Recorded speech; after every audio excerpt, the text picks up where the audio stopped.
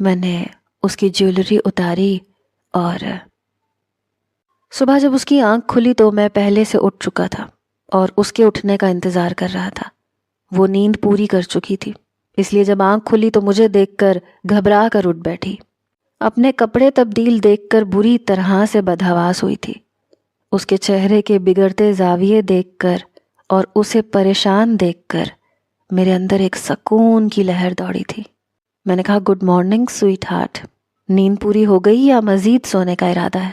میرے سوال کو نظر انداز کر کے وہ خود کو دیکھ رہی تھی، اپنے بدلے حلیے کو دیکھ رہی تھی، پھر خفت اور شرم سے سرخ ہوئی تھی۔ میں نے کہا، کیا ہوا وریشا، اینی پرابلم؟ میری بات سن کر کہنے لگی، مجھے امید نہیں تھی کہ آپ اس قدر بدتمیز بھی ہو سکتے ہیں۔ میں نے کہا، مجھے بھی امید نہیں تھی کہ میری بیوی شادی کی رات میرا انتظار کرنے کے بجائے نیند کی میڈیسن لے کر سو بھی سکتی ہے۔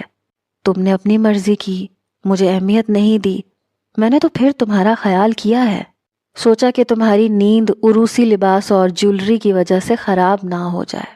تمہیں تو میرا احسان ماننا چاہیے۔ اسے غصے اور شرم کے ملے جلے جذبات میں دیکھ کر میں بہت پرسکون ہوا تھا۔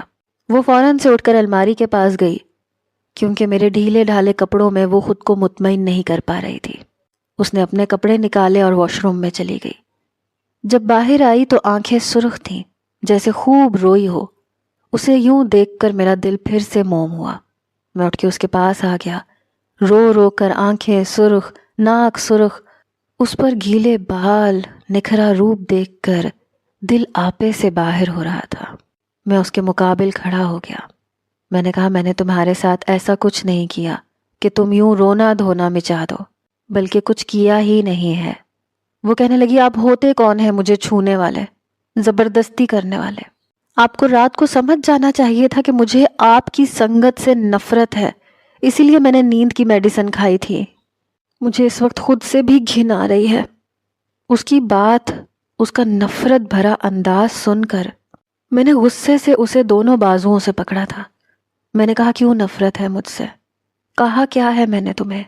اس نے فوراً سے مجھ سے اپنا آپ چھڑوایا تھا۔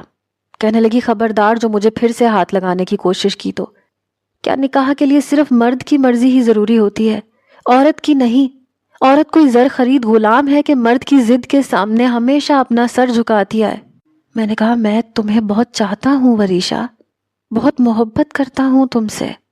کہنے لگی، شادی کے لیے یہ کافی تھا کہ آپ مجھے چاہتے ہیں، مجھ سے محبت کرتے ہیں، میں آپ کو اچھی لگتی ہوں، کیا میری کوئی خواہش کوئی اہمیت نہیں رکھتی؟ میری بات کو کیوں پس پش ڈال دیا گیا؟ صرف اس لیے کہ میں ایک لڑکی ہوں؟ میرے انکار کو کیوں اہمیت نہیں دی گئی؟ آپ نے مجھے دھمکی دی تھی، ورنہ میں کبھی یہ رخصتی ہونے ہی نہیں دیتی۔ لیکن میں جان چکی تھی کہ اگر میں نے آپ کی بات نہیں مانی تو آپ ہر قسم کی گھٹیا حرکت پر اتر آئیں گے، مجھے بنا رخصتی کے کہیں اور لے جا کر اپنی ہوس اور ضد کا سامان بنائیں گے، میرے انکار کی سزا مجھے دینے کے لیے میری عزت کا جنازہ تک نکال دیں گے۔ اپنے اندر وہ میرے لیے کتنا زہر بھر چکی تھی، میں سوچ بھی نہیں سکتا تھا۔ میں نے اسے دھمکایا ضرور تھا کیونکہ رشتہ توڑنا نہیں چاہتا تھا۔ ان سب کے پیچھے میری محبت شامل تھی، ضد اور ہوس نہیں۔ کہنے لگی، آپ ہوس کے پجاری ہیں عمیر، ورنہ رات کو میرے ساتھ یہ سب نہ کرتے۔ لیکن آپ کو کہاں عادت ہے اپنے گندے جذبات پر قابو پانے کی؟ بچپن میں بھی آپ نے مجھے اپنی ہوس کا نشانہ بنانے کی بہت کوشش کی تھی، لیکن آپ کو موقع نہیں ملا تو آپ نے مجھ سے نکاح کر لیا۔ اس کی باتوں نے مجھے اتنا مشتعل کر دیا کہ میرا ہاتھ اس پر اٹھ گیا۔ میں نے کہا، بکواس بند کرو، سمجھی؟ میری محبت کو ہوس کی گالی مت دو۔ تم میری بیوی ہو، میں نے تمہارے ساتھ کچھ بھی نہیں کیا۔ میرے اور اپنے رشتے کا لحاظ رکھ کر مجھ سے بات کرو۔ میں بھی غصے میں آ گیا تھا۔ اس کا رخسار سرخ ہو چکا تھا، میرے ہاتھ میں جلن ہو رہی تھی۔ میں نے شاید کچھ زیادہ ہی زور سے تھپڑ مار دیا تھا۔ اس کے آنسو بہنے لگے، فوراً سے کمرے سے باہر نکل گئی۔ مجھے افسوس ہونے لگا۔ میں نے اپنے ہاتھ کی مٹھی بھینچی اور اس ہاتھ کو زور سے دیوار پر مارا جس سے وریشا کو تھپڑ مارا تھا۔ میں اٹھ کر تیار ہو کر جب کمرے سے باہر آیا تو وہ سامنے زید کے ساتھ بیٹھی باتیں کر رہی تھی، اور وہ بھی دھیرے دھیرے، نہ جانے اسے کیا کہہ رہا تھا۔ مجھے دیکھ کر دونوں ہی چپ ہو گئے۔ میری والدہ کچن میں ناشتہ بنا رہی تھیں، میں جا کر وریشا کے برابر میں بیٹھ گیا. اسے کہا کہ جاؤ میرے لیے ٹھنڈا پانی لے کر آؤ. زید کافی سنجیدہ لگ رہا تھا. اٹھ کر فوراً سے کچن میں چلا گیا. وریشا میرے پاس سے اٹھنے لگی تو میں نے اس کا ہاتھ پکڑ لیا. میں نے کہا کہاں جا رہی ہو؟ کہنے لگی میرا ہاتھ چھوڑیں. میں نے اس کے کان کے پاس جا کر کہا آئی ایم سوری. بس غصے میں میرا ہاتھ اٹھ گیا تھا. اس نے کوئی جواب نہیں دیا لیکن بڑی بھیگی نظروں سے مجھے 1 منٹ کے لیے دیکھا تھا. میں اپنی نظروں میں شرمندہ تھا. وہ اٹھ کر کچن میں چلی گئی. زید میرے لیے پانی لا کر مجھے گلاس پکڑا کر اپنے کمرے میں چلا گیا. میرے والد بھی اٹھ گئے تھے. میری والدہ نے ناشتہ لگایا تو سب نے مل کر ہی ناشتہ کیا تھا. اس کے بعد وریشا پورا دن کمرے میں نہیں آئی. میں چاہتا تھا وہ کمرے میں آئے, میں اس سے معذرت کر لوں, لیکن ایسا موقع نہیں ملا. ولیمے کی تیاری ہوئی. ولیمے کی تقریب میں بھی وہ چپ چپ سی تھی, اور آج تو زید بھی چپ چپ تھا. میری اس حرکت کے بارے میں بتایا تھا اس نے شاید, جو بے اختیار مجھ سے ہوئی تھی. رات کو ہی مجھے موقع ملا تھا اس سے بات کرنے کا, لیکن جب میں کمرے میں آیا تو وہ اپنا لباس تبدیل کر چکی تھی. میں نے ایک گہری ٹھنڈی سانس لی. اس سے پہلے کہ وہ سونے کے لیے لیٹتی میں اس کے پاس آ گیا. میں نے کہا وریشا آئی ایم سوری. جو کچھ ہوا وہ بے اختیار ہوا ہے. باخدا میرا ایسا کوئی ارادہ نہیں تھا, لیکن تم نے بات ہی کچھ ایسی کہہ دی تھی. اس نے میری بات کا کوئی جواب نہیں دیا. کہنے لگی اگر آپ کی اجازت ہو تو کیا میں سو سکتی ہوں؟ اس کا روکھا لہجہ سن کر میں نے یہی سوچا کہ مجھے اسے وقت دینا چاہیے. میں اس کے پاس سے اٹھ گیا اور اپنی جگہ پر جا کر لیٹ گیا. اسے کچھ بھی نہیں کہا.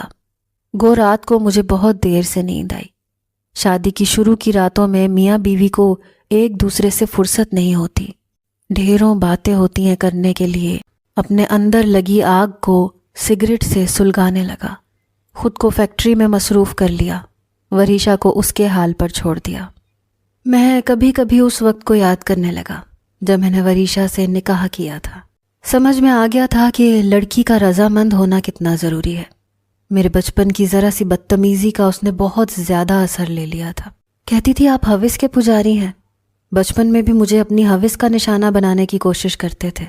کم عمری میں کی گئی میری غلطی کو اس نے ہوس کا کہہ کر میرے منہ پر ذلت کا تمانچہ مارا تھا. ایک بار میں فیکٹری سے واپس آ رہا تھا جب میں نے ریڈ سگنل پر گاڑی کھڑی کی. اتفاق تھا کہ میرے برابر میں زید کی بائک کھڑی ہو گئی. مجھے حیرت کا جھٹکا لگا کیونکہ وریشا اس کے پیچھے بیٹھی تھی. دونوں ہی ایک دوسرے سے باتیں کر رہے تھے. ان کی نظر مجھ پر نہیں پڑی تھی. میں نے گاڑی کا شیشہ اوپر کر لیا تاکہ وہ مجھے دیکھ نہ سکیں. مگر پھر جو بات ان دونوں نے ایک دوسرے سے کہی وہ سن کر میرے ہوش اڑے تھے. زید کہنے لگا بہت بڑی غلطی ہو گئی مجھ سے, مجھے بھائی کو بتا دینا چاہیے تھا. کہنے لگی اب کیا فائدہ, جو ہونا تھا وہ ہو چکا ہے. تمہاری بزدلی کا ہی یہ نتیجہ ہے. یہ بازی اب تمہارے ہاتھ سے نکل چکی ہے.